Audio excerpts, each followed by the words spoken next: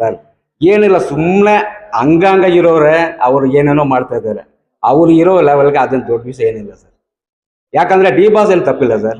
ಇವರು ಯಾರು ಅವರು ರೇಣುಕಾ ಸ್ವಾಮಿ ಅವ್ರು ಸರ್. ಅವ್ರೇನು ಸರ್, ಇವ್ರ ಪರ್ಸನಲ್ ಅವ್ರೇನು ಸರ್ ಬರಬೇಕು, ಅವ್ರಿಗೇನು ಕಕ್ಕಿದೆ ಹೇಳಿ ನೋಡೋಣ. ನಾನು ಹೇಳೋದು ದೊಡ್ಡ ಮನಸ್ಸು ಅವ್ರದ್ದು ಎಷ್ಟೋ ಇರುತ್ತೆ ಸರ್. ಇವಾಗ ಯಾರೂ ಸಾಕ್ಷ್ಯ ಯಾರೂ ಇಲ್ಲ, ಎಲ್ಲಾರ್ದು ಯಾವ ಒಂದು ಪರ್ಸನ್ ಇದ್ದೇ ಇರುತ್ತೆ. ಮನ್ಸನಾಗ ಹುಡ್ತ ಮೇಲೆ ಯಾವ್ದೋ ಒಂದು ಚಿಕ್ಕ ಒಂದು ಬ್ಯಾಡ ಇರಲೇಬೇಕು ಸರ್. ಆ ಥರ ಅವ್ರದ್ದು ಒಂದು ಇದು. ಅವ್ರದನ್ನ ಡಿ ಬಾಸ್ನ ಒಂದು ಸರ್. ಮಿಚ್ಚೆಲ್ಲ ಎಷ್ಟೆಷ್ಟೋ ಇದೆ, ಅದೆಲ್ಲ ಯಾರು ಆಚೆ ಯಾರು ಹೇಳ್ಕೊಳಂಗೆ ಯಾರು ಇಲ್ಲ. ಅದನ್ನ ನಮ್ಗೇನ ಅದು ದೊಡ್ಡ ವಿಷಯ ಇದಾಗಿಲ್ಲ ಸರ್. ಅದೊಂದು ಚಿಕ್ಕ ವಿಷಯ ಅದ. ಅದು ಇವರು ಆಪೋಸಿಟ್ ಇವರು ದೊಡ್ಡ ಮಾಡ್ತಾರೆ.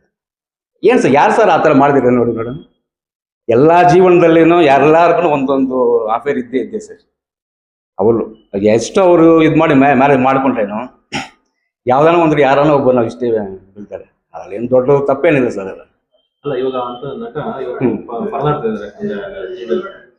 ಅದನ್ನ ಏನ್ ಸರ್ ಮಾಡೋದು ಇವಾಗ. ಟೈಮ್ ಬ್ಯಾಡ್ ಸರ್, ಟೈಮ್ ಬ್ಯಾಡ್, ನಾವೇನು ಮಾಡೋಕ್ಕಾಗಲ್ಲ. ಎಲ್ಲಾರ್ಗು ಒಂದು ಲೈಫಲ್ಲಿ ಒಂದು ಟೈಮ್ ಬ್ಯಾಡ್ ಆಗುತ್ತೆ.